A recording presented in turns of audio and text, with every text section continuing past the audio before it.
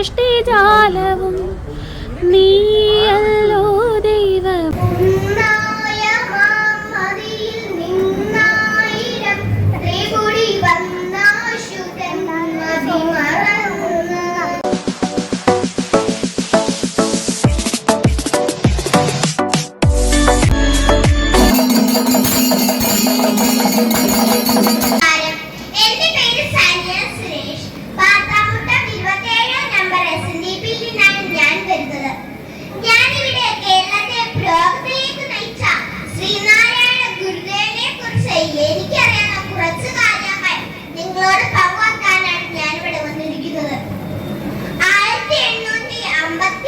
തിരുവനന്തപുരം ജില്ലയിലെ ചെമ്പഴന്തി എന്ന ഗ്രാമത്തിൽ വയൽവാരം വീട്ടിൽ മാടനാശാന്റെയും കുട്ടിയമ്മയുടെയും മകനായി ചതയം നക്ഷത്രത്തിൽ ശ്രീനാരായണ ഗുരുദേവൻ ജനിച്ചു. ആ ജനനത്തിനുമുണ്ടായിരുന്നു ഒരു പ്രത്യേകത. കുഞ്ഞ് ജനിച്ചപ്പോൾ കഴിഞ്ഞില്ല. സ്നേഹത്തിന്റെ വർദ്ധിക്കാണ്ടിരിക്കുന്ന കാലമാണിത്. എന്നാൽ ശ്രീനാരായണ ഗുരുദേവന്റെ പ്രസിദ്ധി വർദ്ധിക്കുകയാണ്. ശ്രീനാരായണ ഗുരുദേവനെ പോലുള്ളവർ പിന്നീട് പുറമെടുത്തിട്ടില്ല. ഗുരു സൃഷ്ടിച്ച മാനവ ലോകം കാലാകാലം നിലനിൽക്കും. അത് നമ്മെ മുമ്പോട്ട് നയിക്കും. ജാതിയുടെയും മതത്തിന്റെയും പേരുള്ള വേദന നമ്മെ നാശത്തിലേക്ക് നയിക്കും. കേരള ചരിത്രത്തിലെ അസാധാരണ വ്യക്തിപ്രായമായിരുന്നു ശ്രീനാരായണ ഗുരുദേവൻ. ജാതനൈശീകരണമായിരുന്നു ശ്രീനാരായണ ഗുരുദേവന്റെ ഔദാര്യ ലക്ഷ്യം. പ്രകാശ വിതരണങ്ങളാണ് കേരളത്തെ പുരോഗതിയിലേക്ക് നയിച്ചിരുന്നത്. ഒരു ജാതി, ഒരു മതം, ഒരു ദൈവം, മനുഷ്യൻ എന്ന മഹത്തായ സന്ദേശം ലോകത്തിനാകമാനം പ്രത്യാശ പകർന്നു നൽകി. അനീതിയും അനാചാരവും കൊടികുത്തി പാണ കേരളം പുരോഗതി പ്രാപിച്ചത് ഗുരുവിന്റെ അവതാരത്തിന് ശേഷമാണ്. ഗുരു നമുക്ക് രണ്ട് സന്ദേശങ്ങളാണ് നൽകിയിട്ടുള്ളത്. ചോദിക്കരുത്, പറയരുത്, ചിന്തിക്കരുത്. മദ്യം വിഷമാണ്, അതുണ്ടാക്കരുത്, കൊടുക്കരുത്, കുടിക്കരുത്. ഈ രണ്ട് സന്ദേശങ്ങളാണ് ഗുരു അരുത് എന്ന് പറഞ്ഞത്. ഇത് എത്ര പേർ നടപ്പിലാക്കുന്നു? കുറച്ചു പേരെങ്കിലും കണ്ണു തുറപ്പിച്ചെങ്കിൽ നന്നായിരുന്നു.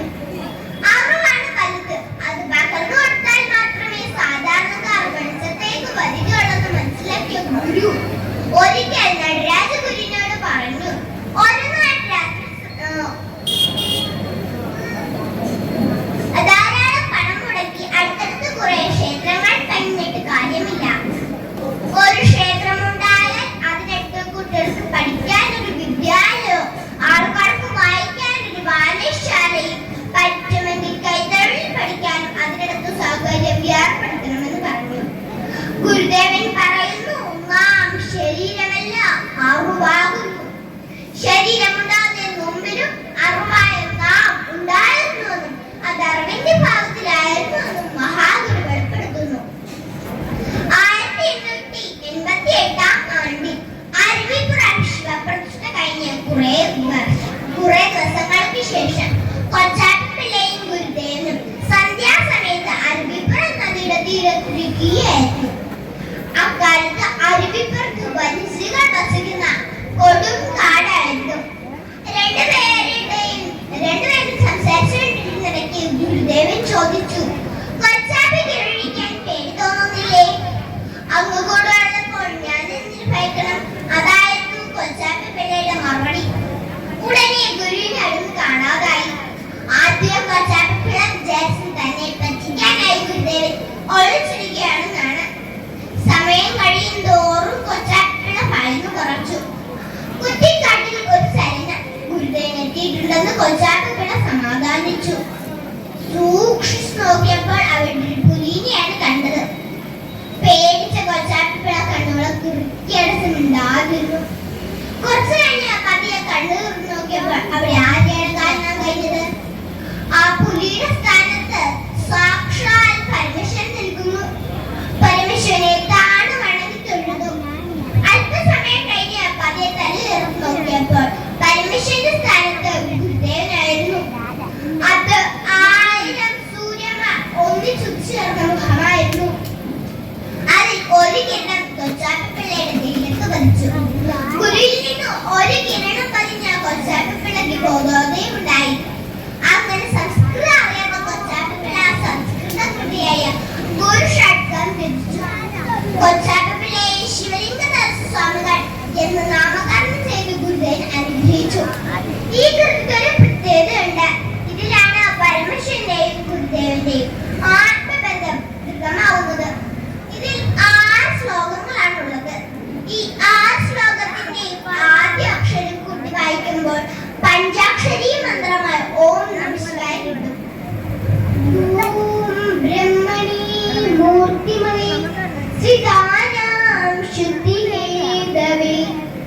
നാരായണ യതീന്ദ്രായ തസ്മൈ ശ്രീ ഗുരവേ നമഃ.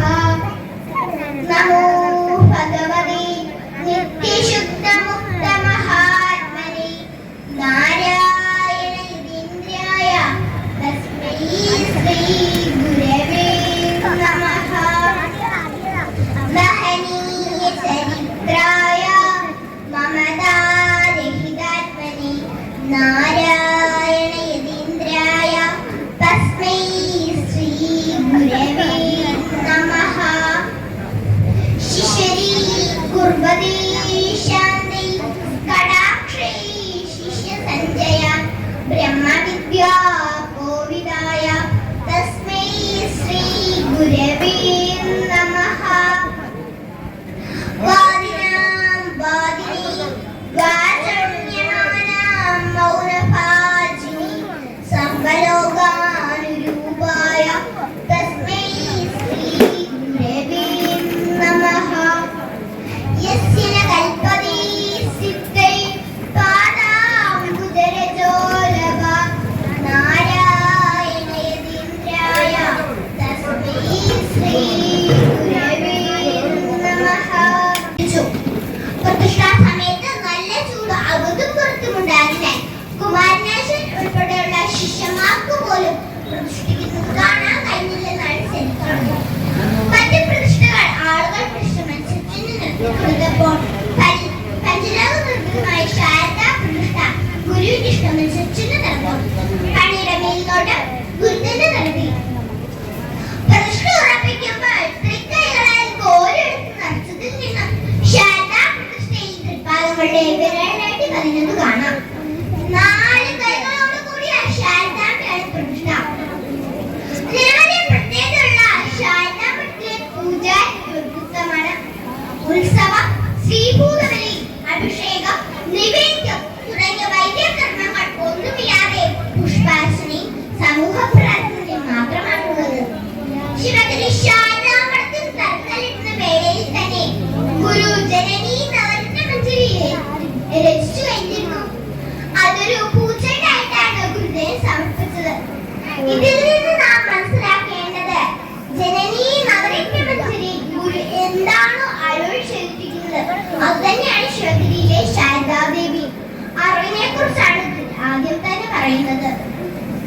ഉണ്ണായ മാമതിയിൽ നിന്നായിരം ത്രിപുടി വന്നാശുതൻ മതിമറന്ന് അന്യാദിയിൽ പ്രിയമുയർന്നാടലാം കടലിൽ ഒന്നായി വീണു വലയും എന്നാശയം ഗവി പറുന്നാദ ഭൂമിയിൽ അമർന്നാവിരാഹപടരും ചിന്നാപിയിൽ ത്രിപുടിയൊന്നാണറും പടികലർന്നാറിടുന്നു ജനനീ.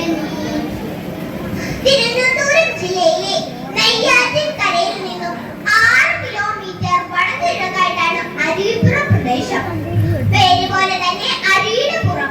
മരുത്വാമലയിൽ തപസ്സും അവധൂത സഞ്ചാരവും കഴിഞ്ഞാണ് നാടുസ്വാമി അരുവിപ്പുറത്തെത്തിയത്. ഉണർവിന്റെ മഹാശിവരാത്രി പരമേശ്വരന്റെ ആരാധനയ്ക്കായി സമർപ്പിക്കപ്പെട്ട ദിനമാണ് മഹാശിവരാത്രി. കുംഭമാസത്തിലെ കറുത്ത പക്ഷത്തിലെ ചതുർത്ഥി നാളിലാണ് ശിവരാത്രി കൊണ്ടാടുന്നത്. 1878 മാർച്ച് 12 അർദ്ധരാത്രിക്ക് ശേഷം പുലർച്ചെ 3 മണിക്ക് അരുവിപ്പുറ പ്രതിഷ്ഠ നടന്നു. നെയ്യാറിലെ ആഴമേറിയ ഒരു കയത്തിൽ മുങ്ങിയ ഗുരു മണിക്കൂറുകൾക്ക് ശേഷം വലത് കൈയിൽ ഒരു ശിവശിലയുമായി ഉയർന്നു വന്നു. അത് 1000 സൂര്യന്മാർ ഒന്നിച്ചു മുഖത്തോടെ ശിവചൈതന്യ ശിലയുമായി പൊങ്ങിയ ഗുരുവിന്റെ മുഖം നേരെ നോക്കാൻ തനിക്ക് ശക്തി ഉണ്ടായിരുന്നില്ലെന്ന് കണ്ടുന്ന പ്രിയ ശിഷ്യൻ വിശ്വലിംഗദാസ സ്വാമികൾ പറഞ്ഞിട്ടുണ്ട്. ശിലയെ പീഠത്തിൽ വെച്ചപ്പോൾ ആ സ്ഥലത്തിന് മുകളിലുള്ള ആകാശത്ത് ഒരു ദിവ്യ തേജസ് പ്രസരിച്ചതായി കണ്ടെന്നവർ രേഖപ്പെടുത്തിയിട്ടുണ്ട്. പീഠത്തിന് സമീപം വെളുപ്പിന് 3 മണി വരെ ഒരേ നിൽപ്പ് ധ്യാനത്തിൽ നിലകൊണ്ട ഗുരുവിന്റെ വിടുകാടിൽ നിന്നും അശ്രു പ്രയോഗിച്ചിരുന്നു. ഗുരു ശിവലിംഗം കണ്ടെടുത്ത നെയ്യാർ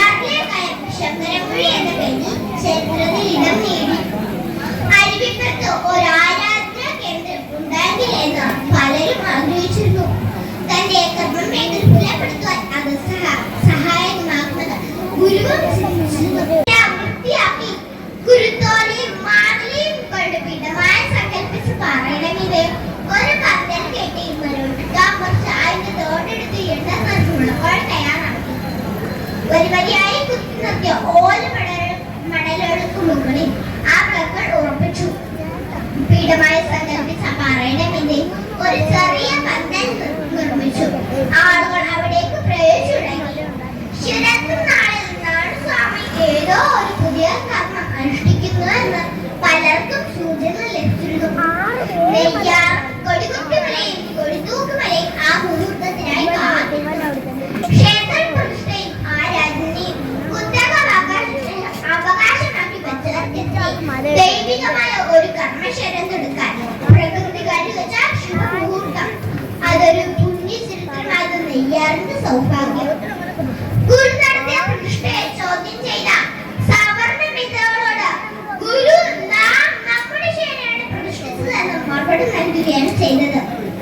താഴ്ന്ന ജനഭാഗത്തിന്റെ ഉന്നമനത്തിൽ നാദുകുറിച്ച മുഖ്യ സമ്മേളനങ്ങളിൽ ഒന്നായിരുന്നു അരിയുപുരം ശിവപ്രതിഷ്ഠ. ഈ പ്രതിഷ്ഠ നടത്തിയിട്ട് ഇപ്പോൾ 137 വർഷമായി. അഷ്ടബന്ധം തേച്ചു പിടിപ്പിച്ചിട്ടില്ല. ഇന്നും ഈ പ്രതിഷ്ഠ ഇളകാതെ നിലകൊള്ളുന്നു. ജാതിഭേദം മതദ്വേഷം ഏതുമില്ലാത്ത സർക്കാരും സ്വാതന്ത്ര്യത്തിന് വാഴുന്ന മാതൃകാ സ്ഥാനമാണിത്.